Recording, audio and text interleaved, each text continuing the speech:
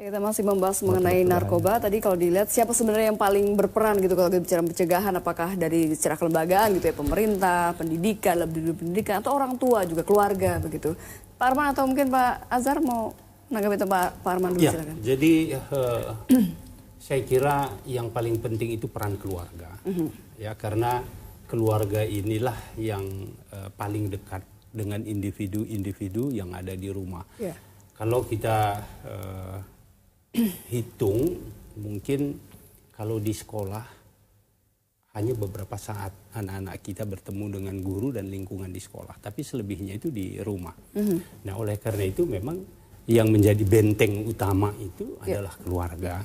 Nah, tapi jangan salah juga kalau dulu, nah ini sedikit saya ingin sampaikan sebagai masukan dan ilustrasi buat kita.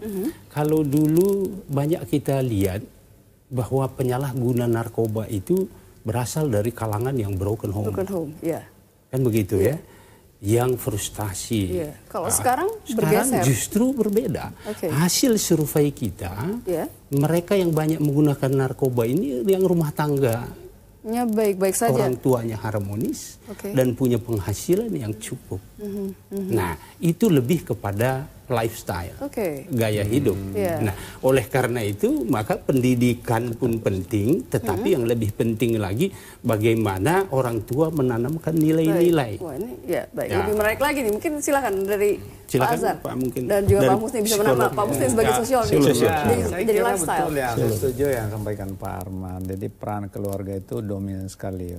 Tapi juga ada masalah yang kita hadapi di era sekarang, di mana hubungan antara orang tua dengan anak itu memang renggang sekali.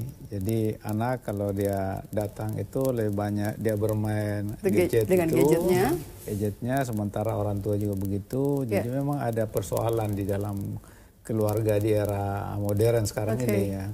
Sekarang ini bagaimana kembali lagi membangun satu keluarga di mana ada komunikasi kan. Itu persoalan komunikasi. Kalau kita sering berkomunikasi kan kita saling memahami apa yang tengah terjadi. Tetapi ini juga sangat tidak mudah. Itu yang pertama. Yang kedua memang itu penyadaran itu saya kira memang penting sekali. Penanaman nilai-nilai agama itu penting karena bagaimanapun juga di era sekarang itu kan pengaruh lingkungan itu dominan sekali. Jadi kalau nggak ada nilai-nilai yang menjadi benteng di dalam tiap diri individu itu akan mudah sekali goyah dengan pengaruh lingkungan, pengaruh pergaulan, pengaruh macam-macam yang kita hadapi. Jadi akhirnya memang pilar utama keluarga, tapi jangan lupa juga lingkungan. Lingkungan itulah yang membuat seseorang itu bisa baik, tapi sebaliknya juga lingkungan itulah juga yang membuat seseorang itu bisa rusak. Nah, dalam kaitan itulah pentingnya setiap orang itu dia bergaul dengan siapa. Ini sudah hukum kehidupan. Kalau kita berteman dengan polisi ya itu peluang anak kita, keluarga kita jadi polisi itu besar. Kalau kita berteman dengan ulama misalnya, peluang keluarga kita menjadi seperti itu. Kalau kita berteman dengan misalnya pengonsumsi narkoba, maka itu cepat atau lambat kita jadi seperti itu. Jadi di sinilah pentingnya pengawasan yang harus dilakukan oleh orang tua, tentu juga lingkungan, termasuk guru di situ. Baik, silahkan ditutup oleh Bang Azhar sekaligus posisi. Saya kira pendapat tadi start from home ya. Bahkan saya kira ajaran agama juga keluarga sakinah, mawaddah, warahmah itu kan ada lain itu kan. Kemudian tapi saya ingin satu hal tadi yang mengenai masalah kelembagaan tadi ya.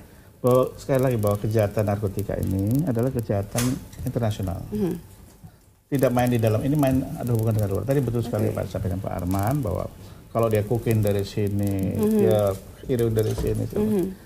Dan memang betul, beberapa tahun yang lalu kami masih mengalir ada satu organisasi kejahatan internasional yang ikut bermain. Mungkin triad ya, triad di daerah. Nah, apakah itu masih main atau tidak? Triad ini memang berusaha mengumpulkan dari mana saja, masuknya ke Indonesia.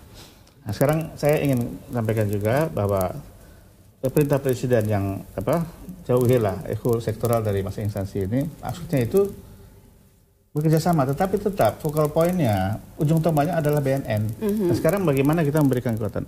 BNN ini harus diberikan kekuatan yang lebih, ya, kemampuan yang lebih, kewenangan lebih, bisa mengkoordinir semua ini, sehingga kita tidak operasi di dalam negeri, kita mulai operasi dari pencegahan, ya, jadi dari luar negeri, jadi keterlibatan Kemlu juga harus ada, ya, badan-badan intelijen juga. Jadi kita membendung, kalau perang itu menghancurkan lawan itu di kandangnya dia, bukan di kandang kita.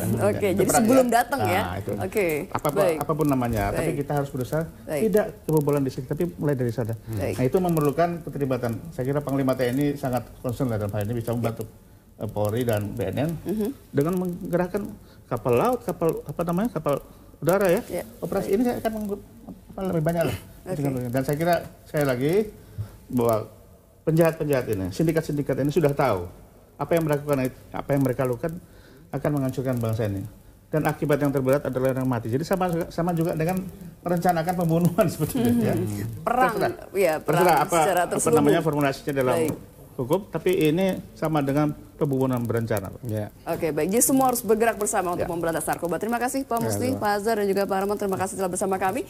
Dan pemirsa jangan kemana-mana, Kilas Balik 2017 masih akan kembali dengan topik kita membahas mengenai persiapan ASEAN Games 2018. Tetaplah bersama kami. Terima kasih.